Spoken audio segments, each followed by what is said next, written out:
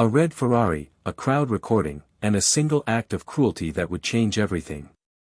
Vanessa Roth leaned back in her convertible, laughing as her heel pinned Malik's chest to the hot asphalt. "You think this car belongs to people like you?" she spat. He said nothing, just looked at her, calm, steady, unbroken. Behind that silence was a man who'd already built the future she was bragging about. And when that truth surfaced, the billionaire's name would never mean luxury again, only shame. "You think you can fix this?" she laughed, pressing her heel against his chest. The midday sun burned across the avenue as dozens of onlookers pulled out their phones.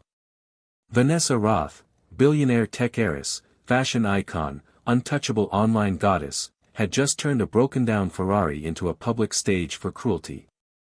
Malik Johnson lay on the asphalt, his palms still stained with engine grease.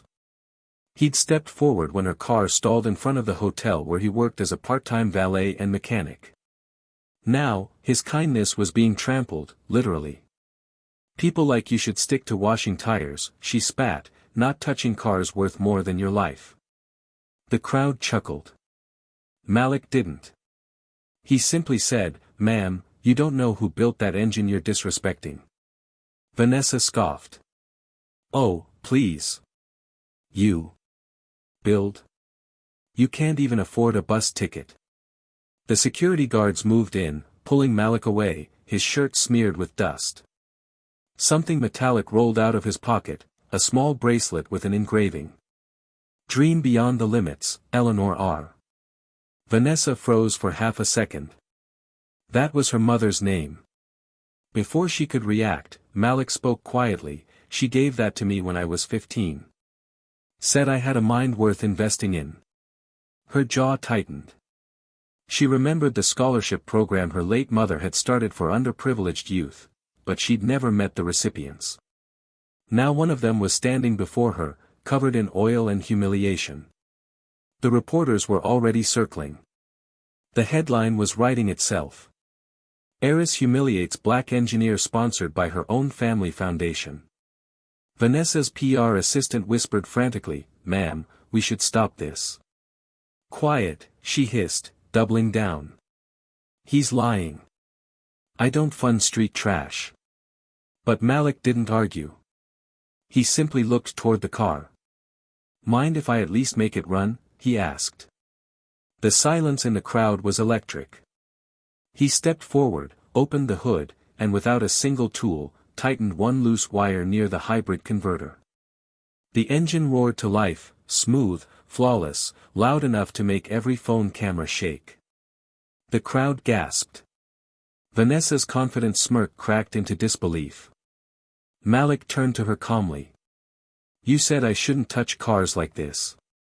But you've been driving something I designed since last year. The Roth X Safety Core. That's mine." Reporters surged closer. "Wait, you're Malik Johnson? The engineer who developed the adaptive heat sensor for electric engines?" He nodded once. "The same system your company bought, and stripped my name from." Vanessa's face went pale. The same arrogance she used to crush others now crushed her from inside. For the first time, the crowd wasn't laughing with her, they were filming against her. She tried to speak. I didn't know."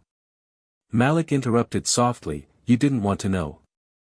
A week later, headlines spread worldwide. Billionaire heiress faces backlash after publicly humiliating her own foundation scholar. Investors pulled out. Her social pages flooded with the same disgust she'd once shown others. Malik? He didn't post a thing. He quietly returned to the small workshop downtown, now funded by grants from engineers who watched the video and stood by him. One afternoon, a sleek black car stopped outside. Vanessa stepped out, no makeup, no camera. She handed him a folder, a formal apology, full restitution, and a request. "Would you oversee the next safety project for Roth Motors?" Malik studied her for a moment, then said, "I'll help, not for you, but for the people who believed in your mother's vision." He turned back to the humming engines around him. The narrator's voice closed softly. He didn't just fix her car. He fixed what was broken in her soul. The screen faded on the sound of a roaring engine, clean, powerful, unstoppable.